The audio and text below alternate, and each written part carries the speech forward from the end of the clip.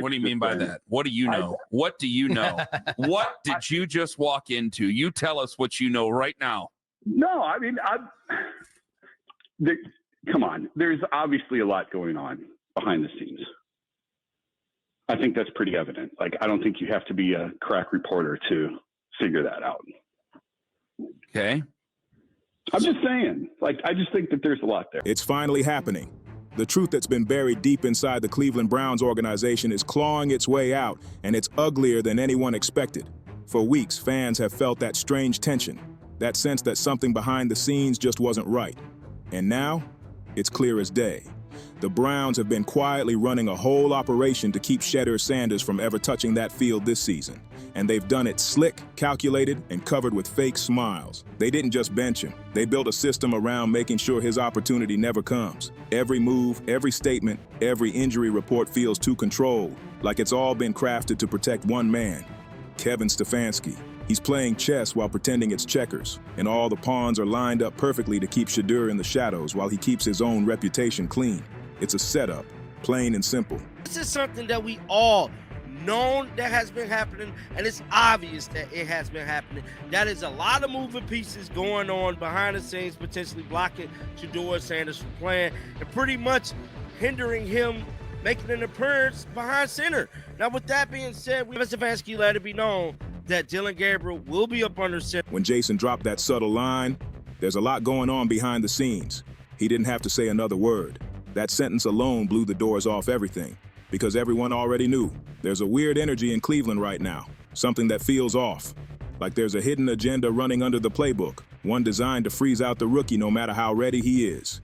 And make no mistake, Shedeur is ready. The kid's got the spark, the swagger, the accuracy, the leadership, all of it. You can see it in practice clips, in the locker room, in the way players look at him. But Stefanski keeps pretending he doesn't see it, acting blind while the whole football world's screaming, "Put him in." Why? Because deep down, he's scared. Scared that Shedeur might come in and make him look bad. Scared that the rookie could actually outshine his so-called system guys. That's the fear driving this whole circus. Look closer and it all starts to connect. The suspicious play calls, the random quarterback rotations, the never-ending precautionary injury excuses. It's not incompetence anymore. It's intentional. This is about control, ego, and image protection. Stefanski's been building a wall brick by brick to keep Shedeur from stealing his thunder. And the dirtiest part? He's flipped the script to make Shedeur look like the issue. They've tried to paint him as not ready, as too flashy, as all hype. It's manipulation at its finest. The media parrots it, the staff stays silent, and the coach hides behind strategy talk like a politician dodging questions. But fans aren't fooled anymore. They see what's happening. They feel the tension. Something big is brewing in Cleveland. And when it blows, it's landing right in Kevin Stefanski's lap. We all see it now. The mask is slipping, and the truth Stefanski's been hiding is about to come crashing down. Jason tried to keep it subtle, but that little hint he dropped, it said everything. You can only cover up the truth for so long before it starts screaming to be heard. The Browns have been playing a slick game, but the clock's running out. How long does Stefanski really think he can keep this act going before it detonates right in his face? You can't hide real talent forever. You can't keep pretending it's a team decision when everybody knows what's really going on. Eventually, that lie catches up, and when it does, it's going to hit Cleveland harder than a Myles Garrett sack. Shedeur Sanders has the kind of raw potential that could flip this franchise's future overnight. Everyone can see it, except the man with the headset. Maybe Stefanski's ego just can't handle another star in the room. Maybe he's scared that if Shedeur steps up and shines, it'll expose every bad call he's made all season. Because let's be real, if he thinks burying Shedeur is going to protect his legacy, he's about to get a painful reality check. When this story finally explodes, and it will, fans won't forget who chained their future star to the bench. This isn't paranoia. This is exactly what fans have been warning about for weeks. The whispers, the reports, the leaked footage, all of it fits now. There's been a setup brewing behind closed doors, with every move carefully arranged to make sure Shedeur never steps foot on that field.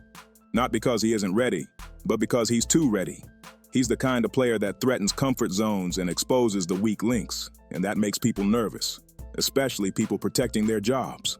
Let's not kid ourselves. This isn't about talent. Shedeur's got more natural skill, composure, and leadership than half the roster combined. This whole thing reeks of ego, power, and politics. The Browns don't want a young star shaking their precious hierarchy or outshining the veterans they've already invested in. They don't want a rookie stealing the spotlight from the coaching staff. And now, with the official word that Dylan Gabriel's the starter moving forward, the illusion's gone. The truth's been confirmed loud and clear. This was never a fair competition. This was manipulation from the start. Stefansky's protecting his comfort zone, not his team. That's why he's rolling with the safe pick instead of the right one. It's fear disguised as strategy, and fans know it. They're watching a quarterback with real greatness get sidelined, not because he can't play, but because certain people in power are terrified of what'll happen when he does. Then you've got Anthony trying to twist Shedeur's community work into some meaningless PR stunt, and that's where the line gets crossed. He talks about Shedeur throwing with local kids like it's some casual off-season hobby. Come on, man. That's not just working out. That's a quarterback connecting with his city. He's out there in the neighborhoods, building bonds, showing love to the same people who fill those stands on Sundays. I'm not. Well, here's why hold on, Jason. He is somebody, I think it's very cool that he'll go to these high schools. He's gone to some local colleges. You see him kind of throwing with guys. I don't even know if that constitutes extra work, but he's been out in the community. I think he's been, showing off Cleveland. Now, that's something I spoke about, was Shedeur actually going to the hood. Tell the truth. He going to the hood, and he going to the trenches, and he giving love and showing back. We didn't see Deshaun Watson go to the trenches. We don't see nobody going to the trenches. Tell the truth. Hell, y'all ain't ever probably even been to the trenches, bruh. Shedeur is doing things that they probably don't approve of. But do he care? No. Because you want to know why? Because every little kid that pull up to the high school, every little kid that pull up to that school, he going to change their life. He impacted their life. That's a memory that's going to last with them for a lifetime. Anthony makes it sound routine, but what Shedeur's doing is real. That's not public relations. That's heart. That's leadership that doesn't need a press release. While other players stay comfy in luxury condos and pretend they care, Shedeur's out in real Cleveland, not the polished, camera-friendly version. He's in the neighborhoods that hustle, the streets that grind, the communities that fight to keep the lights on. And John's right. Shedeur's in the trenches. He's not afraid of dirt, sweat, or honest people. He's out there where the real fans live, not hiding behind PR fences. That's what separates him from the rest. He lives the leadership everyone else just talks about. This kid isn't waiting for the league to crown him. He's already leading a city that believes in him more than the coach ever will. That right there is real connection. You don't see Deshaun Watson or half that roster stepping foot in those neighborhoods. You don't see Kevin Stefanski walking through those blocks unless there's a camera crew and PR rep 2 steps behind him. But Shedeur, he's really out there, walking through the hood, shaking hands, talking to kids, giving hope to people who feel forgotten. That's not for clout, that's heart. That's legacy being built in real time. That's how you change a city, not through stage pressers or fake charity events, but through presence, through love that doesn't need a spotlight. And maybe that's exactly what's got people behind the scenes feeling uneasy, because Shedeur is showing what real influence looks like, and it's not something you can coach or contain. It's power from the ground up, and that scares the ones who built their careers on control. Shedeur is not waiting for anyone to crown him. He's out there earning respect from the streets up, not from the office down. While the front office hides behind fancy jargon and long-term plans, he's writing his own story, block by block, handshake by handshake. And that's what terrifies them, because the people love him before the organization ever gave him a chance. So now we got to ask the hard questions. Why is Anthony trying so hard to downplay what Shedeur is doing? Why is he spinning something pure into something routine? Why does it bother them that a young player's out here connecting with real people, showing love to the same fans who live and die for that orange and brown every Sunday? Why is Stefanski totally fine with his players staying distant, but suddenly uncomfortable when one of them actually gives back? Why do they act like Shedeur's community work is a problem instead of a blessing? Why are they scared of the impact he's having off the field? Why do they want to force him into their tight little system instead of letting him shine his own way? Why does it take a young man like Shedeur Sanders to remind the Browns what real leadership looks like? And why does it seem like every time he takes a step forward, somebody inside that building's working overtime to twist it into something negative? They can't just say the truth, that his heart, his energy, and his connection to the people are exactly what Cleveland's been missing. Instead, they call it noise. Every single time something happens around Shedeur, they brush it off with that same lazy excuse. It's just noise, but fans aren't falling for it anymore. This isn't noise. This is pressure politics, plain and simple.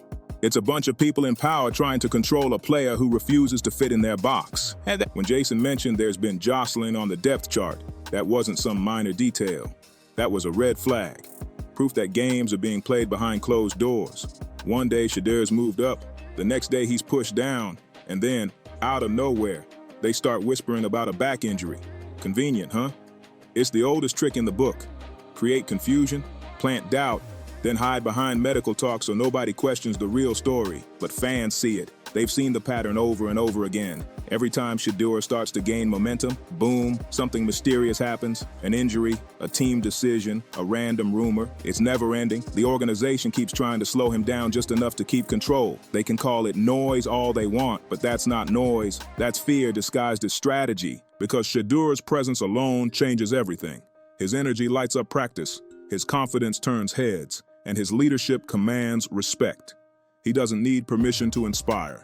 He just does it naturally. That's what they can't handle. They're trying to bury that spark under injuries and distractions, hoping the story fades out quietly. But here's the truth. You can silence a player for a while, not forever. Because when the real deal walks into a locker room, the people feel it. And that so-called noise they keep complaining about, it's growing louder every week. Pretty soon, it's not going to be noise anymore. It's going to be a roar that shakes the whole franchise to its core. Anthony just couldn't help himself. That smirk gave everything away. You could see it written all over his face before he even opened his mouth. That wasn't concern. That was straight jealousy.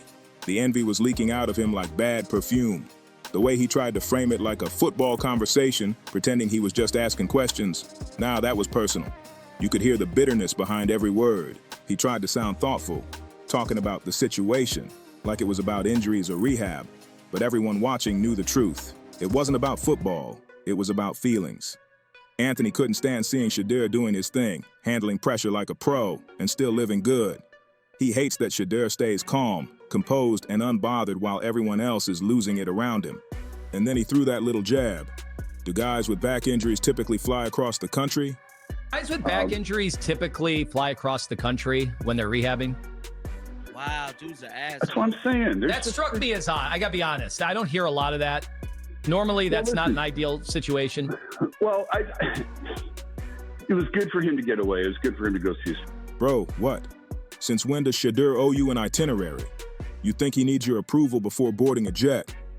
Please. That wasn't a question. That was envy in disguise.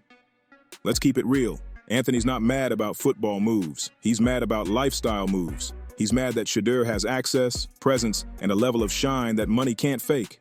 He's mad that the rookie carries himself like a star, because he is one. That calm confidence, that charisma, that quiet luxury, it eats jealous people alive. Yeah, let's confirm it right now. Shedeur did use private jets, and that's exactly what's burning Anthony up inside. It's not the flight. It's the fact that Shedeur can fly private while staying cool, collected, and respectful. He's not bragging. He's not posting it for clicks. He's just living well because he's earned it. That's what drives people crazy, when someone's shining without even trying. Anthony sees it and can't stand it. While he's out here making slick side comments and smirking like he's still in high school, Shedeur is moving like a professional, but flying out, recharging with family, and coming back sharper every time. That's what elite discipline looks like. It's not about money, it's about mindset. The truth is, Shedeur doesn't need to prove anything to anyone. He doesn't chase validation, and that's what breaks jealous hearts. When someone moves too smooth, too independent, too untouchable, people like Anthony can't handle it. They want him to play their little locker room games, to bow down, to need approval, but he's built different. And that type of calm power, you can't fake that. You either have it or you don't. And Shedeur's got it in abundance. That jealousy, you can't hide it behind fake smiles or forced jokes. No rehab, no sideline chatter, no just wondering tone can mask that envy. The more they see Shedeur shining without trying, the deeper that resentment grows. It's not the jet that bothers them, it's the peace. The fact that he's living free while they're stuck watching from the sidelines. And let's be real, this past year has been nothing like what Shedeur imagined when he first stepped into the league. It's been rough. Every test, every twist, every fake smile from people pretending to be teammates has pushed him harder than ever. From the excitement of being drafted to the silent frustration of watching plans change in real time. It's been a battle. But he's still here, still composed, still dangerous. They wanted him rattled, but he's only getting stronger, and that's exactly why the jealousy's growing louder. Because no matter what they throw at him, Shedeur refuses to fold. He's been fighting through it all, trying to find his rhythm, trying to adapt to a system that's done everything but make things easy for him. From day one, it's felt like he's been running uphill while the organization keeps moving the goalposts. And now with this so-called injury situation, everything just feels heavier. When a player's really hurt, they're usually kept close to the team. surrounded by trainers, doctors, and staff who monitor every step of the recovery. That's how it's supposed to work. But with Shedeur, the script doesn't fit. Instead of a clear recovery plan, it's confusion and whispers. One day he's fine, the next he's limited, and then suddenly he's miles away from the facility. Not hiding, just breathing. Because sometimes a player doesn't need noise or cameras. Sometimes he just needs space to find his balance again. That's where Shedeur is at right now. Caught in that brutal space between pressure and patience. Every move he makes is under a microscope. Every post, every appearance, every decision gets twisted into some new headline. But when you zoom out and look at it all together, it finally starts to make sense. The weird energy, the forced narratives, the sudden injury talk. Something doesn't add up. And it's not just bad luck, it's design. The mysterious press conferences, the vague statements, the carefully worded updates, all of it points to one thing: a cover-up. Something big, calculated, and shady has been going on behind closed doors to keep Shedeur Sanders right where they want him, out of sight, off the field, and under control. Think about it. Every time Shedeur gains momentum, something unexpected happens. A new excuse, a sudden tweak, a so-called precautionary holdout. It's a pattern, not a coincidence. Stefanski and his circle have been trying to play it cool, acting like it's all about timing, but fans aren't buying it anymore. The smoke's too thick, the pattern's too clear. And now, the truth's leaking out, little by little from locker room whispers to sideline slips to insiders hinting more than they should. The Browns can't hide it anymore. They've built this whole story around control, image, and saving face, but the cracks are showing. People are talking, the media's catching on, and the fans, they're done staying quiet. What's happening to Shedeur Sanders isn't just another football storyline. It's a slow burn scandal. And once this thing fully blows, it's gonna make waves way beyond Cleveland. So now the question becomes, how deep does it go? How far will they go to keep their golden boy image while burying the one player who could actually save the franchise? Because one thing's for sure, this story's just getting started. The pressure's building, the lies are unraveling, and when the truth finally hits daylight, it's gonna explode. So tell me, what do you think's really happening behind the scenes? Is this about football, or is someone inside the Browns pulling strings to keep Shedeur Sanders from taking over the spotlight?